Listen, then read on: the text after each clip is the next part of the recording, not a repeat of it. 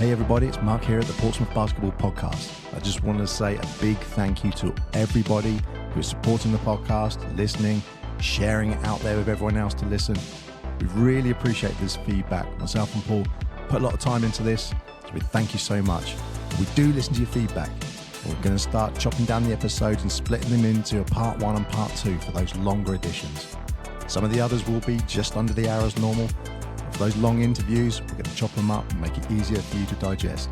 So look out for the episodes that are coming out like that, starting with this one today. Let's get into it.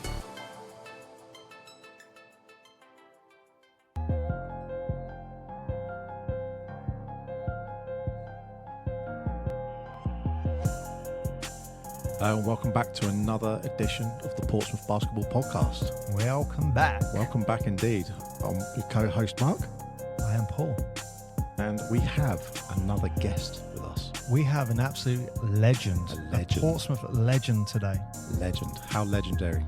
Well, let me just go through his basketball history. Let's have a You've resume. got Portsmouth FC Basketball Club, part of that junior setup. You've got Solent Stars, Portsmouth Pirates. This is that National League section that we don't know anything about. He's going to talk to us about that. Then, more recently, he actually played in the Portsmouth Force. And obviously with GB. And over 50s GB captain. Wow. It's not you, is it? It's not me. You look over 50. Well, I'll tell you what. Let me introduce him now. Yeah. Sorry. For those listening, I've got all these buttons to my left-hand side, and it's Is it like NASA for you? we isn't almost need someone else to do that, don't Do we? Okay. What are you looking And now, stand and cheer at number 11, power forward, Andy Rowlands.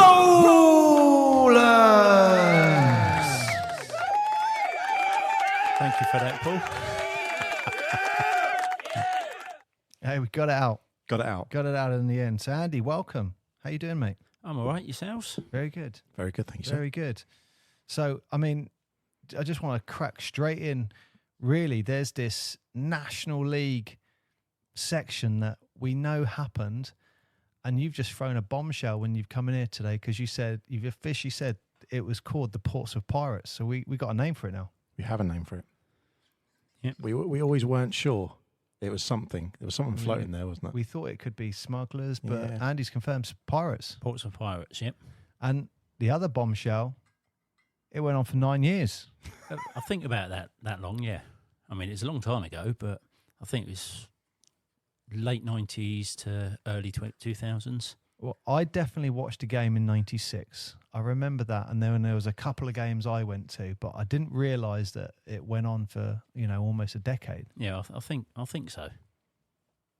So, It's almost a continuous continuous flow, yeah. between the teams, would you say? Or there was gaps between some of them? Maybe a year gap, a Yeah. 2-year gap, but it's just it kind of up and down like a graph, like quite quick. You lose a team, another one comes up. Because Yeah. when we talked at the beginning, Andy, we were talking about where it all started from, and then with Portsmouth Basketball FC and Yeah. kicking off from that. And if you think it's over 40 years of basketball in City, Yeah.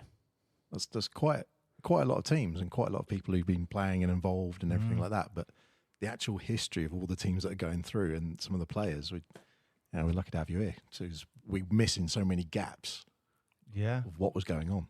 Well, I'll tell you what. Let's start there then with the Portsmouth FC basketball. So Yeah. What were you there? You were a junior. I was a junior there. Went through to probably about under 18s and then moved over to Solent Stars from there. So we were playing home games at the Mountbatten Centre, training at what was Great Salton's School, which became Portsmouth Sixth Form College, which is now Portsmouth College that's on Tangier Road.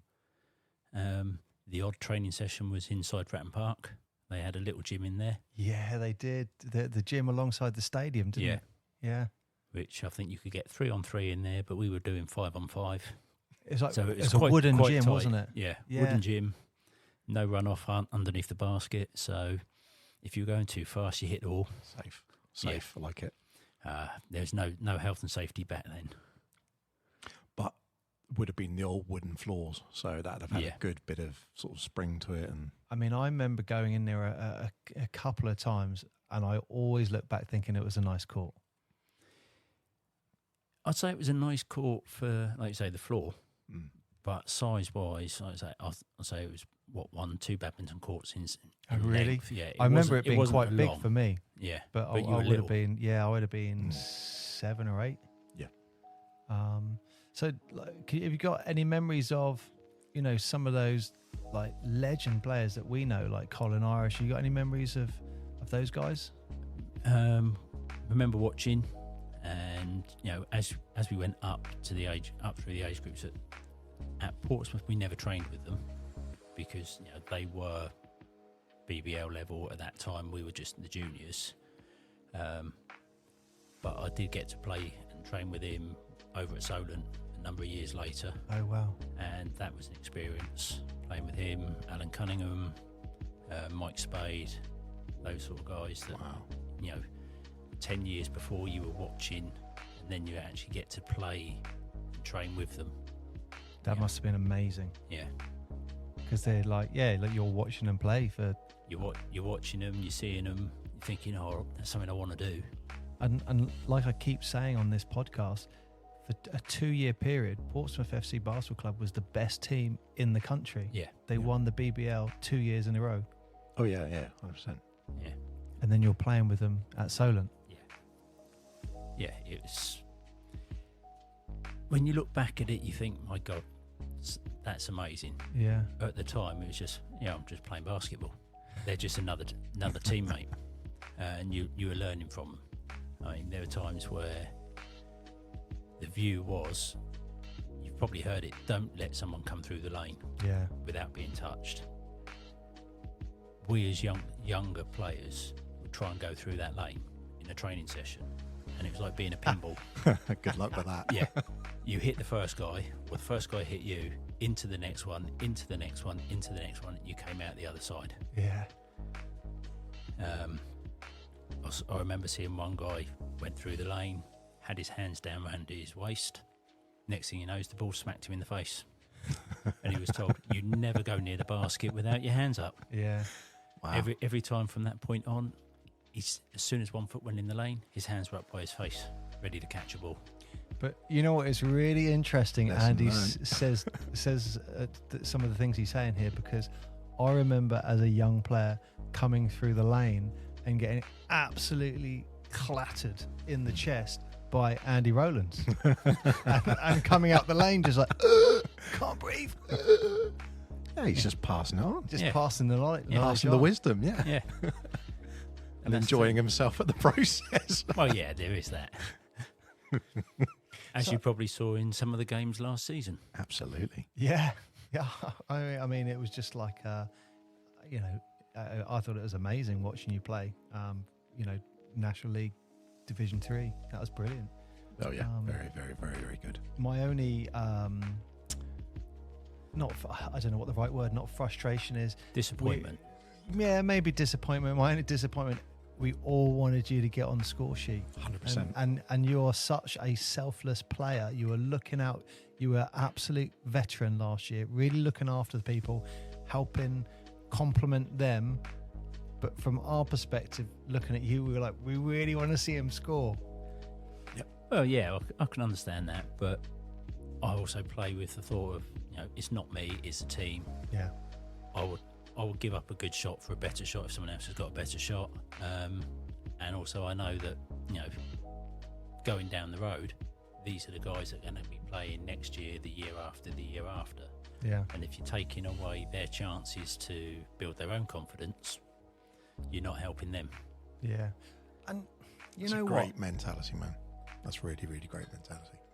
And I've just got a question, kind of touching on what you just talked about there. So you're turning up with Colin Irish, and we're saying the physicality is right up there. Yeah.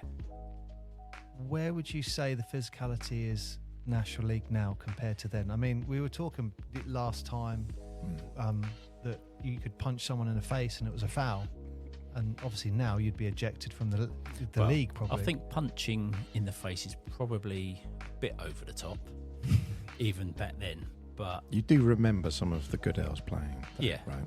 I do. Yeah. I mean, they always talked a good game. But if you want to talk about the physicality then and now, I mean, the easiest comparison is you look at Detroit back in the 90s. The bad boys. Bad boys. And the physicality in the NBA then to what it is now. Yeah. Oh, look, Mark's got the shirt on. 1990s Pistons. I mean, they won it 2 years in a row. Was it 89 and 90? Yeah. And that is the case now. It's, it is a different game. Back then, back in the 80s and the 90s, I'd say it was a sport. Now it's an entertainment. Yeah. You don't want, NBA or even over here, you don't want a packed arena seeing the best players getting injured and not being able to play. Yeah. So. But they choose to sit out now, don't they? They have contracts that say, I can have 8 days off when I feel like it and all that nonsense. But I think, going on what you're saying, Andy, one of the things we noticed when we got up, we did a little walk around when there was a game on. That was Orlando in versus Orlando, Indiana. Yeah. And we just wandered around the sides and how long we could linger before they made us go back to our seats. But the noise of the athleticism and the physicality. Oh yeah, it was literally. Yeah, like all and that was inside. Orlando, Indiana. It wasn't even it was the beginning of the season. Yeah, it was. They were just getting into things. You thought, okay, there's still some big hits here because they're all big chaps. Yeah, I mean, you will get that, but like I say, if you go back and look at it back then, it was physical. They would hit people. They would be happy to almost have a fight.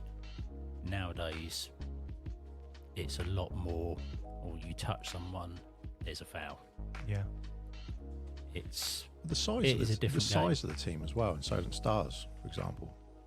Yeah, you're quite a big team in comparison to the Force now. Well, definitely. If you had Alan Cunningham, yeah. I mean, Colin Irish was like what 6'7". Mike Spade. I think Colin was about 6'6". 6'6". Mike Spade was big, wasn't he? Spade was big, 6'10". Cunningham's 6'10", 6'11". Mark Scott was there. That's another one. But then a lot of the teams have flipped again to. Like the play now is, I won't say hook up a three, but yeah, I mean, that dynamic of the whole game has changed. The whole game's moved away from the basket, so the physicality has gone a bit because you're not fighting underneath the basket for the ball and for position. Whereas back in the day, you didn't have your 3-pointers or it was a new thing. So it was still get the 2 points, get it close in 2, fight for your spot. Yeah, and I suppose the other dynamic where it's definitely changed is probably the actual fitness levels, where it's so specifically like there is I mean, I'm not saying they weren't fit in those days. I mean, look at Jordan in the 90s. Of course, he was super fit, but but he's the blueprint on that, isn't he? Because he was the crossover. There's more focus on it, isn't it? Yeah. He brought that athleticism with the physicality because he used to get beaten up and everything. So he brought all of that across in. And you see the Last Dance, he talks all about that, doesn't he? How he was shaped of like getting beaten up by people at Oakley and stuff. You just, what are you going to do with that sort of thing? But I think it's like in rugby where kicking the ball in rugby was nothing. Like if you kick the ball, like when we were at school, you kick the ball, you got your butt kicked. And then all of a sudden, Wilkinson does it in the World Cup, and then every team for about the next decade, all they did was kick the ball in rugby. Yeah.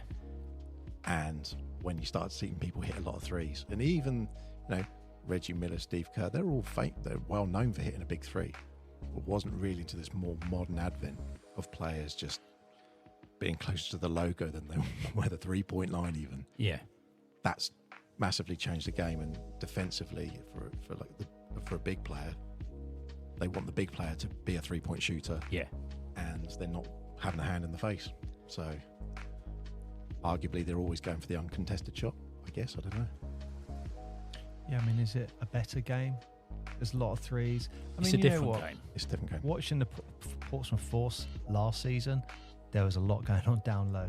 You know, we had. But that's why I think they were successful, because there's a lot of other teams were just there sitting in the perimeter, and they're quite happy to be out there, and they want to be the let's hit a Showtime three. But the interesting thing with last season, the team that won the league was Cardiff, and they were extremely physical, especially down low. Real big guys, that like ACAA player. Yeah. But that's the gap, isn't it? Because the whole game shifted this way, so bring it back into the fundamentals. Go low, get a big man in there, make some space, and rebound. Yeah. So, Andy, going back onto Portsmouth FC and the Pirates. I mean, I don't think we can do a podcast without talking about Mickey Byrne. Yeah. You know, what are your memories of Mick? Memories of Mick. God, how long have we got? Yeah. Bearing in mind, Mick's been there or thereabouts in my career from the age of 11, 12. Wow. All the way through to right now. Probably the best fundamentals coach I've ever had or seen. He's always been there. He's always been supportive of his players. He knows what he wants. Yes, he does. He did lose his temper a few times, but who doesn't? But you knew if you pleased him, you knew if you'd upset him.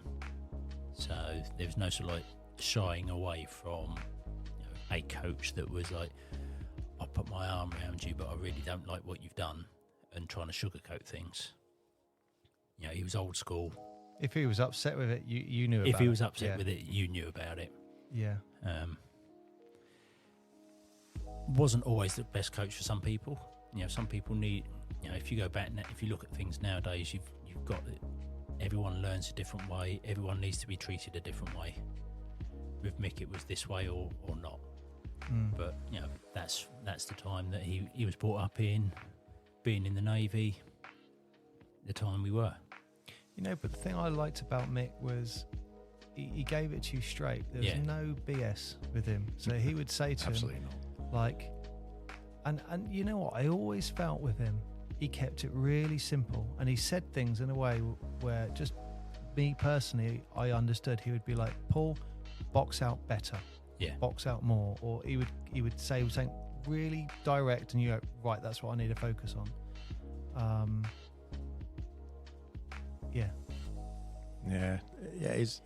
It's really interesting, isn't it? Seeing that was I won't say a moment in history, but it's continued all the way through, and it's the running theme of Portsmouth basketball. Yeah, it's the running theme of all our conversations, isn't it?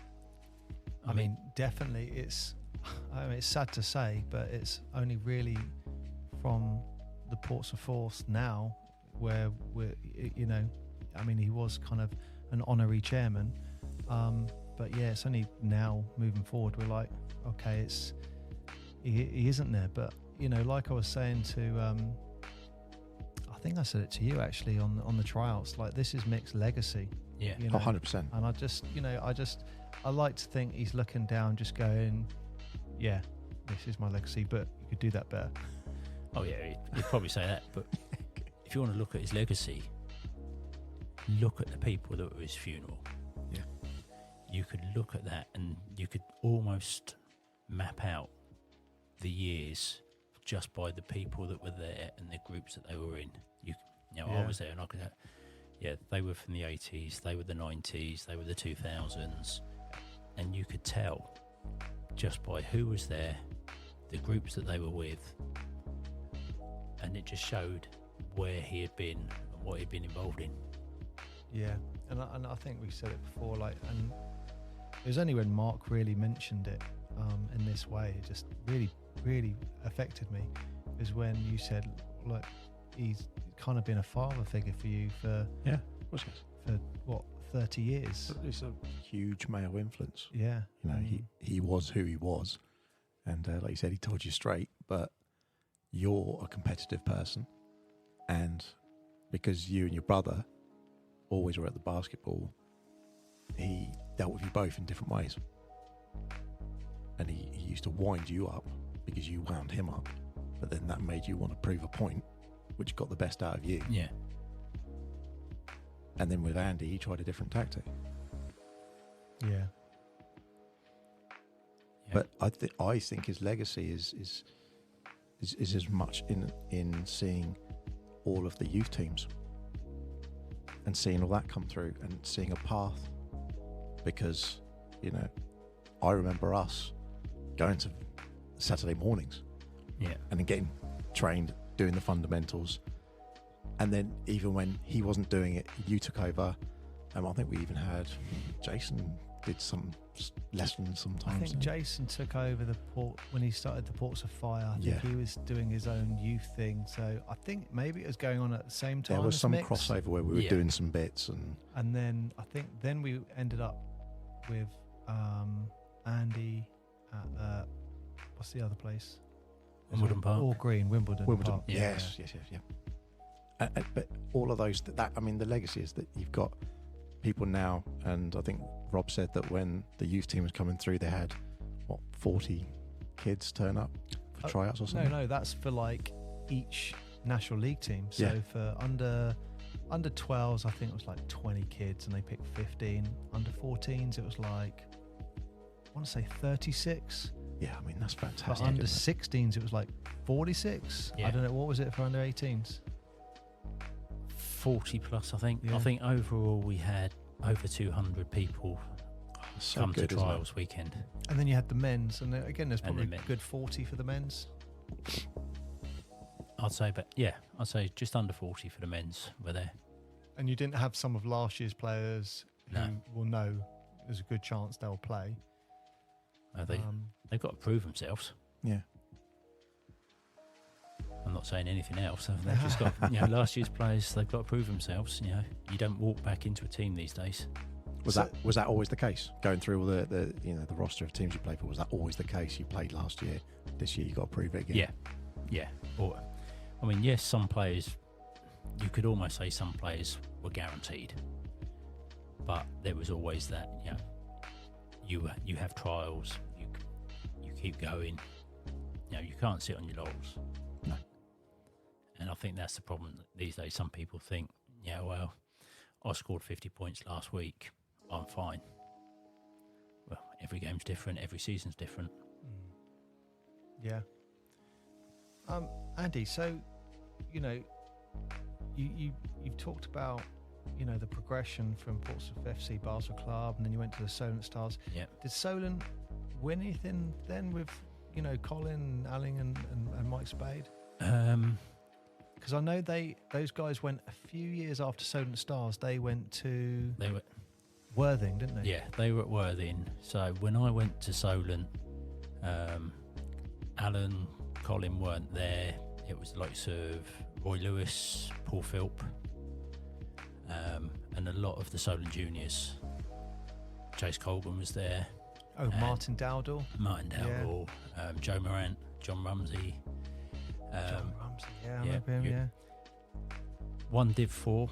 I think that was the year that I joined near the end of that season. So they went up one Division 4, got promoted, won the playoffs in Div 3, got promoted, got up to Div 2, got promoted, got up to Div 1. Wow.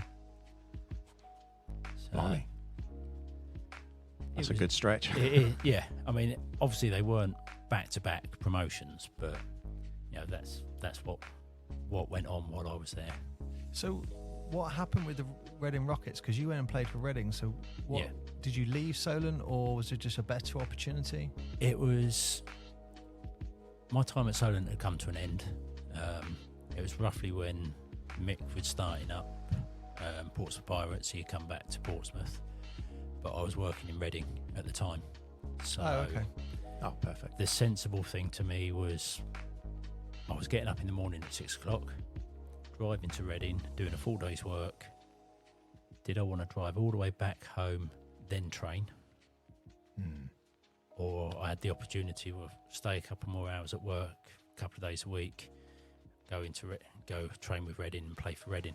Oh wow! And look, I mean, I know what Reading are like nowadays. Were they that powerhouse in those days as well? They weren't the powerhouse, but they were a good, strong team. Okay. You probably, I don't know if you'll remember the name, but the coach at the time was Dave Titmus. Oh yeah. So he, as well as coaching Reading Rockets, he was the GB wheelchair coach. Yeah. So decent level coaching there. I'd say it was. I did a year. I was there for a year, but it was just the travel, just killed me. So I was getting home about 12 o'clock, half 12, to get up again the next day at 6. Sorry, where were you? You were still based in Portsmouth? Still based in Oh, Portsmouth. So, I mean, That's we haven't long touched day. we haven't touched on that too much actually about travel, really. But No. the amount of travel that you have to do, Yeah, it's quite a lot, and that's not just on have a nice relaxing Saturday, is it? no. But that is as extreme as it gets. Mm. So playing a National League for Reading from Portsmouth, that's hardcore. Yeah, And talking about travelling, That's hard. this was something we've been talking about over a few episodes. Is do you prefer home games or away games? Because we felt with the away games, there's this camaraderie that's getting built in the bus with the team, and For me personally, now at my age, home games. Do I want to sit in a minibus with 12 other people minimum for 2.5, 3 hours, stuck in there? You're all over 6 foot, cramped. you're painting a wonderful picture, Annie. Yeah, but that's Sweaty. that's what it was. I mean, go back to like Solent time. We had Nick Burns, 7'1". You're in a minibus with someone like that, and all your kit bags. Yeah.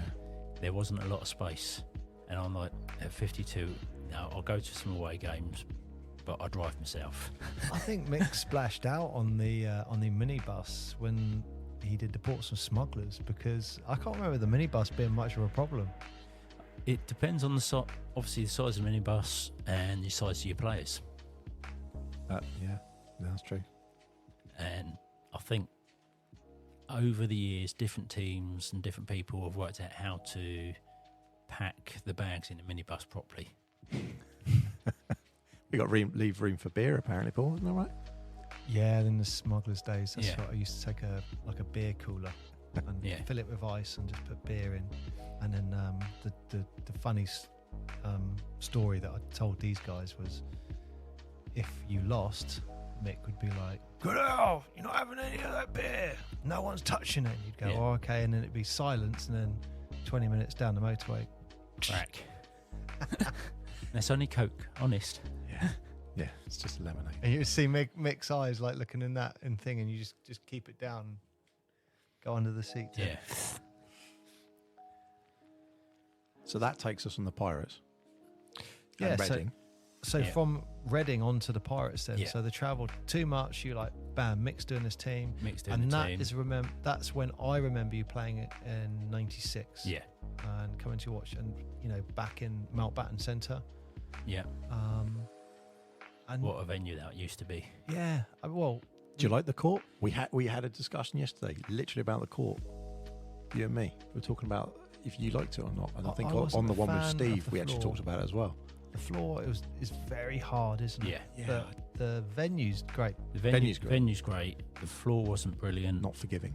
But if you go right back to Portsmouth FC, if you ever went to any of those games, they had a carpet that they would roll out and lay on the centre court at the Mountbatten Centre. So they never Really? played. Yeah, they never played on the tiled floor.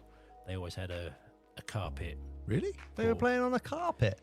I call it a carpet. It's like it was. Oh, like a special What? matting sort of. Yeah, I never knew a that. court. Wow. Didn't know that. Yeah. so- Andy Rowlands with a huge piece of information we knew nothing about. So all of those times I got like a burn on my leg from sliding on the floor or something. Could have been avoided. yeah. Bit of carpet. And that makes sense, because I always look back and went, why were they playing on such a hard floor? But if they had something down, that makes sense. Because that was an arm-forgiving floor. Yeah. Especially if you're just a little slip or something. Yeah, and you know what? I do remember. I mean, I was very, very young, but I do remember, and it's something that I've been trying to encourage in the Portsmouth Force. I remember back in those days, you would have a men's game, let's say 7 o'clock, but you would have like one of your games before. Yeah. And people would turn up, watch that, and then just carry on watch the men's. And I think that's quite nice, because it allows the younger guys, or even the kids, you could get the under 12s to do it, to have a taste of that experience. Yeah, definitely. I think the trouble is, though, it's costs. Back in those days, Portsmouth Football Club were John Deacon was bankrolling the basketball team, so money wasn't really a problem. You're now looking at trying to hire. If you want to do that, you're hiring Ravelin for 3 hours for the men's game, add another couple of hours on the front of that for a junior game. That's 5 hours of a double court that you've got to pay for. Well, there is a good news about that solution, because on our last podcast, Paul actually announced that if he wins the Euro Millions, he's actually going to build a purpose-built stadium. I can confirm that if I win the Euros Millions, don't worry about it. Yeah. Yeah. Well, you've got a 50-50 chance. He's thinking a 3,000-seater. He's all in. Yeah. No, I think, 3, maybe 4,000. You got to be focused BBL.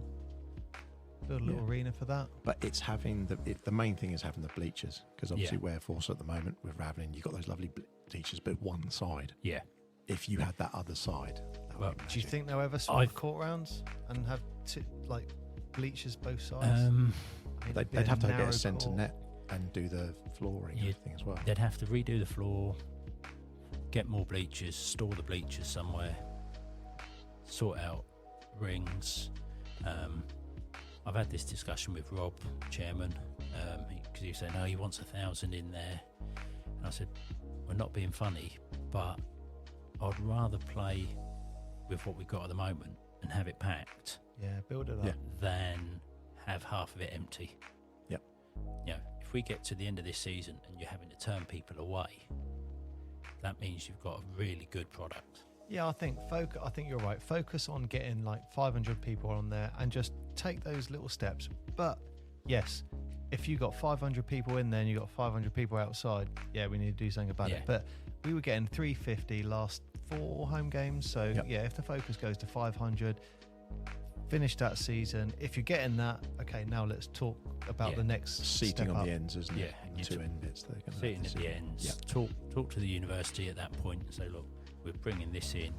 What can we do? Yeah, because at the end of the day, it's the university's building. It was designed for the university.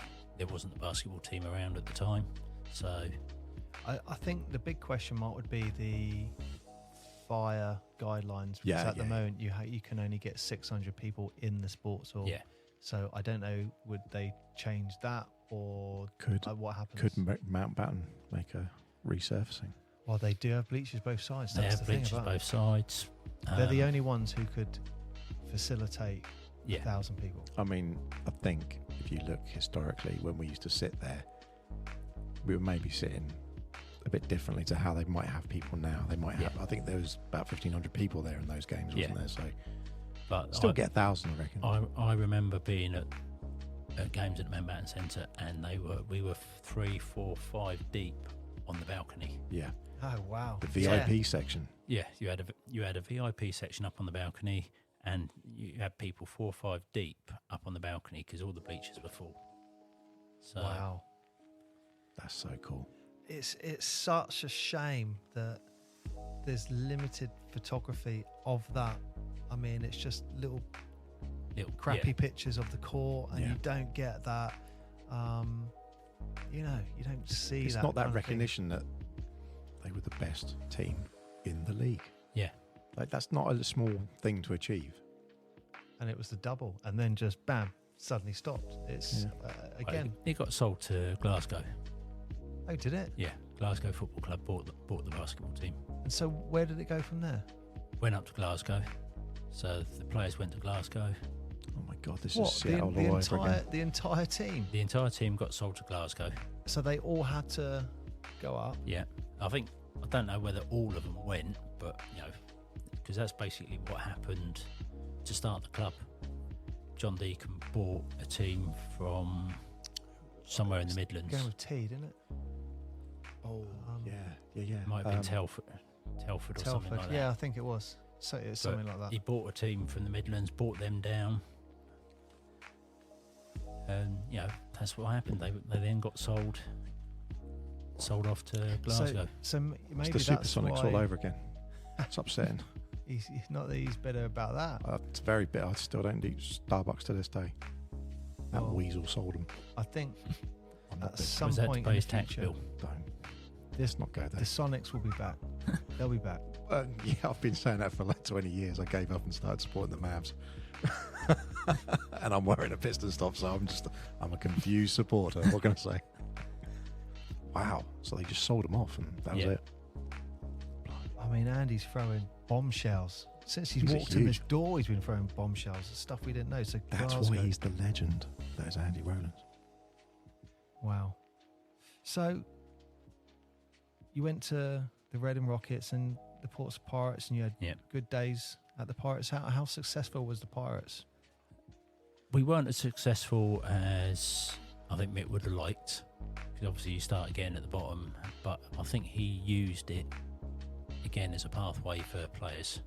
Was that Div 4 again? Div 3, Div 4, yeah. Yeah. So start giving players in the area a pathway so that they could get back on to playing National League level. I mean, you've got a lot of experience in that progression between going from Div 3, Div 4, Div 3, going up. You've done that with a few teams now. What do you think, bringing that forward to the Force, what do you see? How could you do a blueprint for that mapping forward? I don't think there is a blueprint. A blueprint would require everybody to be doing the same thing, and you find a way to beat everybody. If you look at most teams, everyone's got their own way of playing. So one size doesn't fit all. So you could turn around and say, okay, the best thing for Force is we play with 2 big guys, 3 guards, pump the ball inside. That's great against a team that haven't got any big guys. You come up against a team whose big guys are as good as yours, and their shooters are better than yours, you've got a problem. Yeah. So you have to adapt, and that's your coach. Your coach has to read. You've got to have scouts, see what's going on, and some of it's luck. I say this as a player. You can't always know what a referee is going to see in a game. Yep. I mean, Paul, you've been there as a player, you've been there as a referee. What you think as a player and what you've seen as a player isn't always what a referee sees. And if the referee sees it differently, that's what's going to happen. Referees are human, referees are emotional. And what I say by that is, I was out in Venice a couple of weeks ago playing in a tournament. We had 2 teams.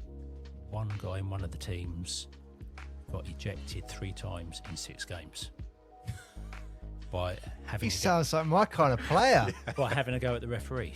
That sounds like your kind of player. The referees, because we were the same club with the same kit, started penalising our second team that I was in.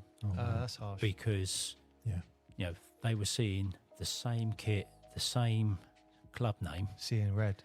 and going, oh, that's the team that are causing the problems. So we didn't get the calls. And that's where what referees get it wrong. I think when well, is it referees or is it players? At the end of the day, we're all human. We all make mistakes. I do think How influential is a ref then? a ref can be extremely influential. Yeah. A ref can decide the game. Is that as prominent nowadays as it was back then? I think it still is. Yeah, I think potentially it's more prominent. Yep. Because referees are given a lot more protection. Changing physicality of the game? A bit of that, But I would even say it's outside of the game. Oh, really? If you go back to, Solent Stars, Portsmouth Pirates, you'd have your game, you'd play your game, you'd go get changed, you'd go up into the bar afterwards, there'd be food laid on. Yeah. Home team, away team and referees were all in there together. Yeah. All chatting, all talking. You talk about the game, you could talk about some bits and pieces. No one got upset. Nowadays, game finishes, referees are gone. You've got no interaction with anybody. You can't build up a rapport with referees. I mean, I remember a time we had a referee at Solent. I questioned one of his calls during the game. He said, no, it's this. We discussed it up in the bar afterwards, trying to get his viewpoint on it. And I was saying, no, you got it wrong. It's this, it's this, it's this. The following day, he contacts my wife, Sarah, and says, tell Andy he was right. I got it wrong. Wow. He'd looked up the rule Fair play. book Fair play and to him. he admitted that he got it wrong. And you know what? I think that's one thing that is admirable if a referee does it. And I always remember I tried to do it, but I love to see when a referee just turns around and says, you know what, that was my mistake. I was anticipating a call. That was, sorry, my bad, jump ball or something like that. I love seeing that because that just shows a referee has integrity. But in defense to referees, I do think, and I only really started thinking this when I started reffing, you don't know the angle and what the ref's seeing. No. You can't see either.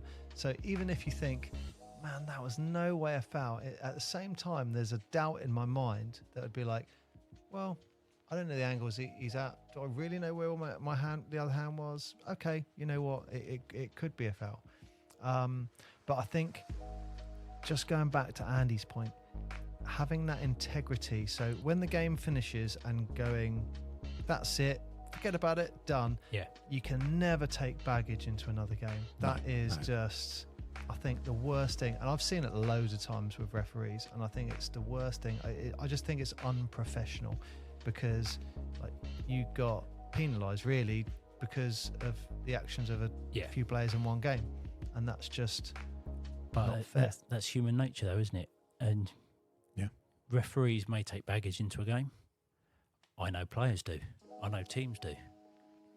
How many times have you been to a game, even local league, and gone, oh, it's that referee? Yeah, you do. So, you already start the game with that thought. He's going to foul me out, or he's going to call something bad, or they're going to do this. They don't like us. Well, one of the things that you talked about, I mean, when Paul started doing the reffing, I remember him saying how it made him change his perception of it. And quite recently you said you thought that at least one player on every person's team should go and do the reffing.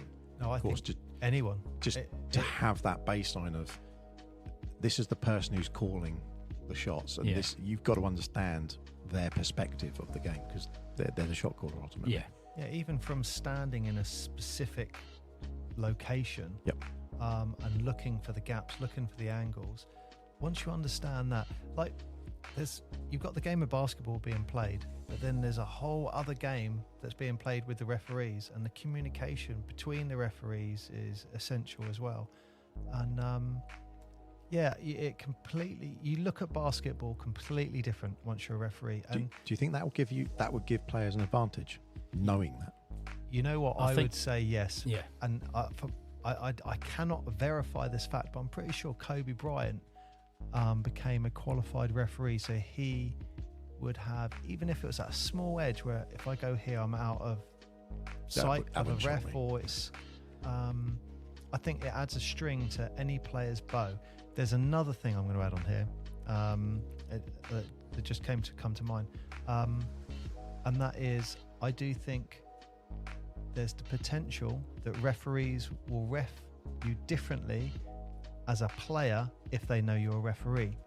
Ooh. Because there's that expectation of, oh, hang on, I can't make a mistake because he's a referee, and there's going to be some judgment there.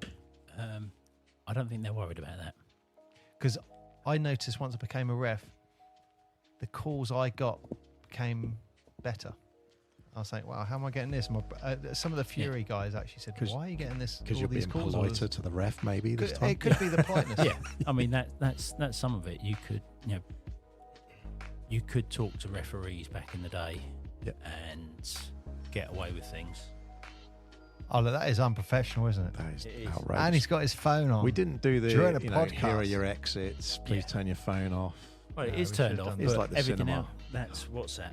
Oh, there we go. I think that's a referee. Popularity. Yeah, someone's heard. Yeah, someone's heard. Probably from the Kestrels. But you know what? Once I did become a ref, I did communicate with them, and I would actually go and try and to proactively have a level head and calm and just say, what did you see there? And just ask questions rather than be confrontational. Just ask the question, what just happened there? Also, what I started to do, if I saw the ball go out and it came off me, or I saw it came off one of my players, I say, ref, that's their ball. Yeah. I mean, I guess it kind of sort of ties in with the timeline for the game changing. Although refereeing has changed a little bit, but the game has changed the way basketball is played. Certainly in the NBA. But how does the game changing in the NBA affect the game in the UK and in FIBA and that sort of stuff? Because you have a lot of experience of watching that change, because there's been a huge shift. Well, also Andy's got a lot of experience in FIBA as well. Exactly, that's what I'm thinking, because we're just talking like some of the UK teams here, but obviously you've played FIBA and there's crossovers there now, and now you're getting more FIBA players going to the NBA as well. Yeah, more than ever. I think the fact that the NBA has become more of an entertainment rather than a sport. Yep. Therefore, certain aspects of the game have been watered down. Travelling, the James Harden, the bringing in of the gather step. So you've now got three steps instead of 2 steps on a layup. Certain ways of playing, street ball. Yeah. People seeing that, they play street ball, they then try and bring that into an organised game. So is that an evolution of the Euro step as it was?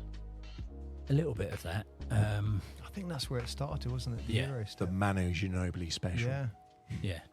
But, those sort of things that have been allowed to happen in the NBA that have then slowly come across because people are doing it.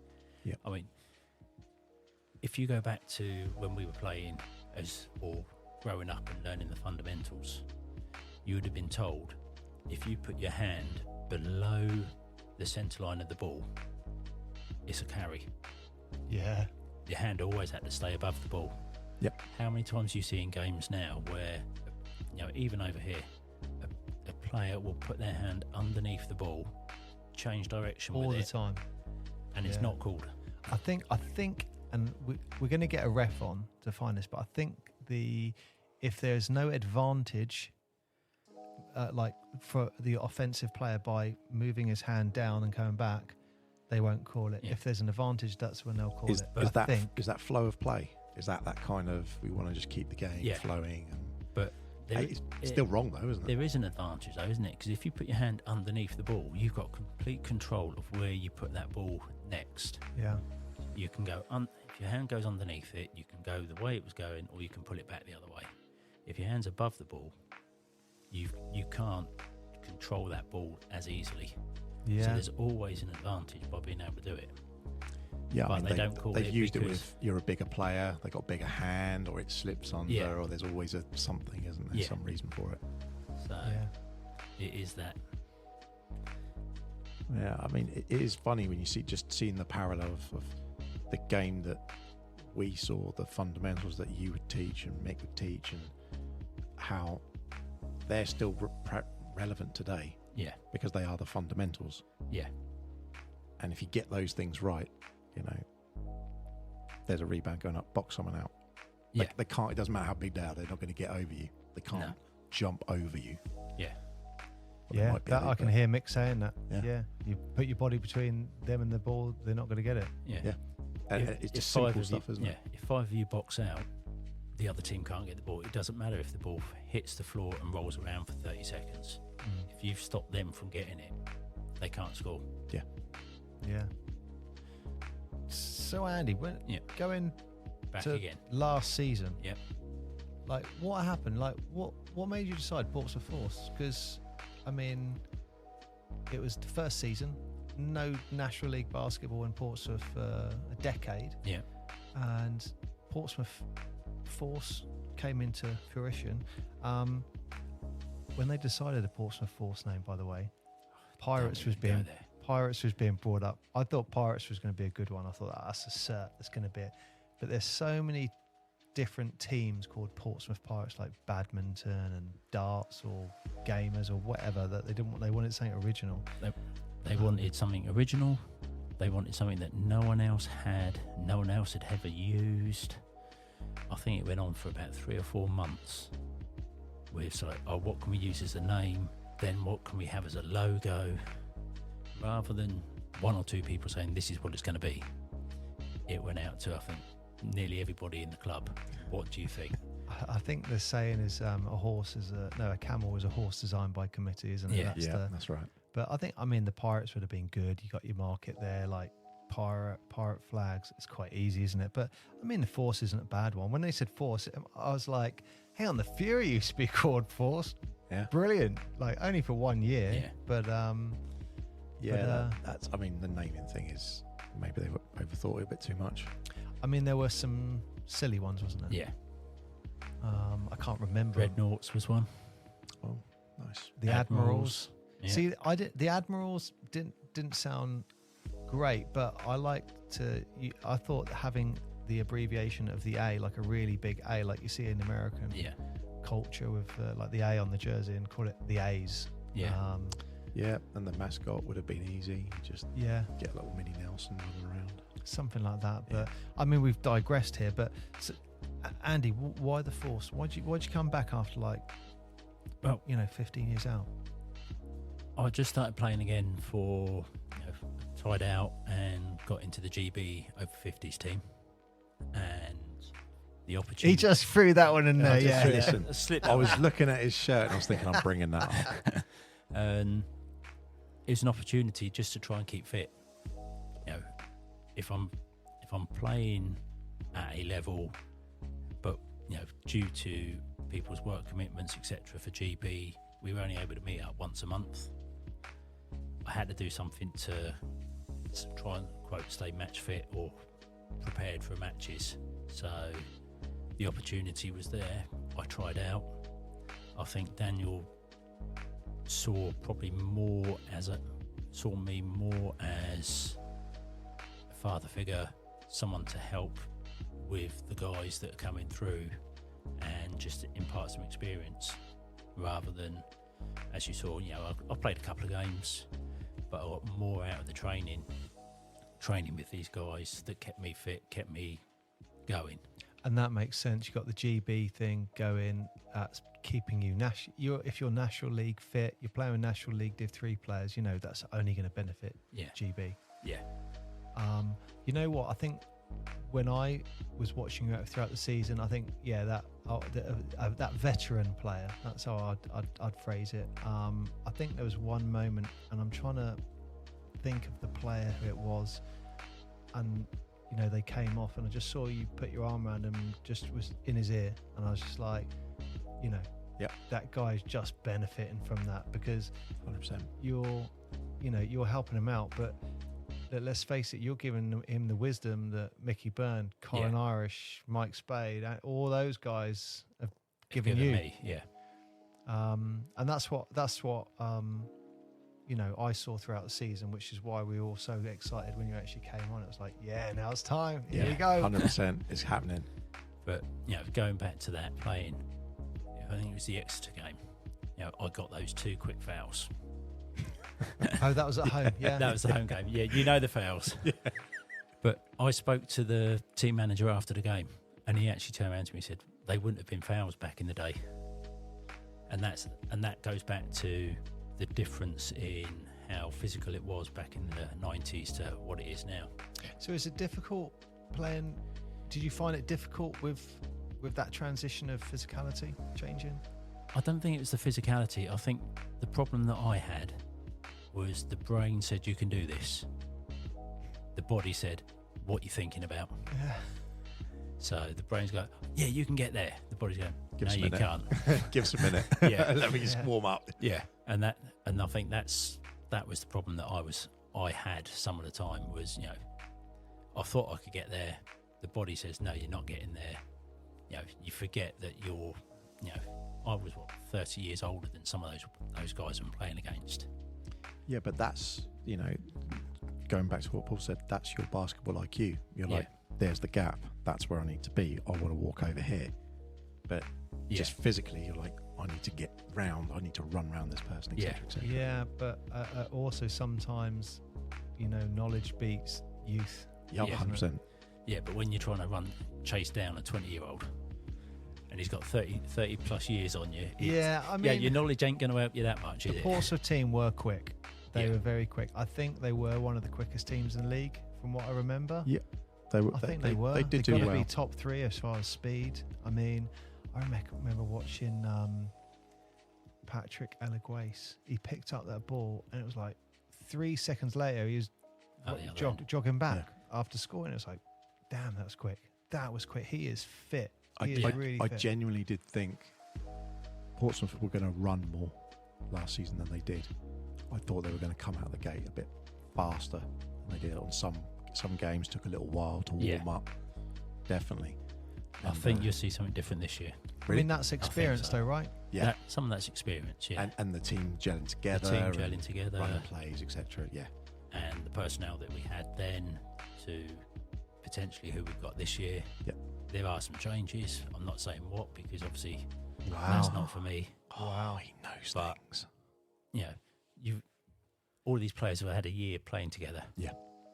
You know, and some of them, you know, they're university guys, so they've been playing with each other for the university as well. So, you know, They're playing like 5 times a week, aren't they, with and- each other? as you probably saw, you could almost tell, I reckon, by the end of the season, which ones were university players, because the way they were gelling with each other was obvious.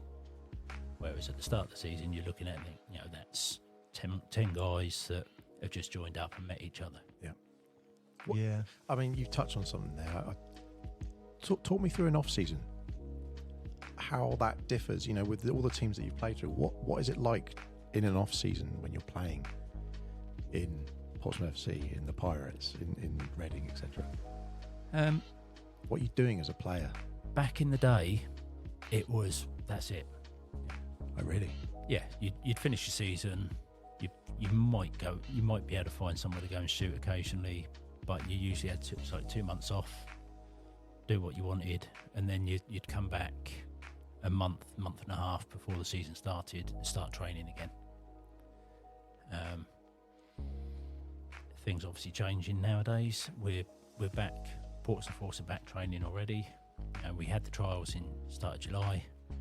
So Daniel's got a core of players. Oh wow, he's working. the team's started then. Yeah. I mean, I guess you're going to have some introductions in September when the new year 1 students or master degree students turn up, or Yeah. PhDs. Yeah. Got the potential of more players coming in, depending on, you know, the university, who's there. There might be some that come in and Daniel goes, like them, let's Yeah. get them into the squad. We've improved links with the under-18 squad, or I say improved links, we've now got an under-18 squad. We didn't have one last year. Yeah. So we've got a couple of the under-18s coming up and training with us every so often. Wow. So they're getting the experience of playing with the seniors. Brilliant. They may not get games this year, but they're getting the experience of training and playing. Yeah, because in like 2, 3, 4 years' Years' time, time, you know, They're the guys that should be out and there. they're not going to be worried because they've gone through that of, I've turned up. And you know, the one player was I thought last season was Zion Dawson. So you know, he was 15 playing National League Div 3. I mean, he didn't get a Tell me load of about it. time, but you know what, he was I think all credit to him. I remember he was playing under 14s. He was 13. He was playing under 14s. and I saw him praying, just playing in a game, and his dad was next to me, and I was like, he is not an under 14 player. You know that, right? He needs to turn up. And I was coaching under 16s at the time. I said, get him to turn up to under 16s. He should be playing up. He's good enough. He turned up to under 16s the next week, and within a couple of minutes I said to his dad, he's one of the best players here. He's starting 5 already. And so he played with under 16s, and then next year he was playing for the Portsmouth Force, and it was like, wow, fair play to him. I mean, if I would say not just him, but I think his dad and his older brother is playing for Brighton Football Club, and I think he's a left back or right back, but he's looking for a contract in a couple of years' time, a professional contract, and he's got a little brother who's pretty good as well. But the whole family are just really nice, but they've all got their heads switched on. There's no messing about. I just think that's Zion, how he performs, just a credit to their mentality. Well, that goes secular as well, because just like you were saying earlier at the beginning, with Portsmouth FC, you were playing in the juniors. So you got to play with some of the guys, maybe to train occasionally or something when you went to Solent Stars, and then you got to impact the knowledge, etc. The same thing occurs as it now occurring in the Force. That's great to hear, isn't it? So did you enjoy playing for the Force and coming back? Yeah, it brought the love back for the game, for playing. Yeah. I mean, and I'll say that as for playing. Obviously I'd stopped playing for a while, but I carried on coaching. I was coaching basketball, I was coaching football, so I was still involved in the sports. But the playing, it was like, I'm not too fussed about playing. Then, getting back into it, it's like, actually, I love this. I'm enjoying it again. Part of me saying, why did I stop? Yeah. But, you can't change history. There are reasons I stopped. Now you go back to it and think, actually, maybe it was the right thing to stop, because I've got the love back. So that ends this episode of the Portsmouth Basketball Podcast. Part 2 of this interview will be coming out in 24 hours, so tune in for that one. But until then, wherever you are and whenever you're listening, we thank you so much for your support. Till then, bye-bye.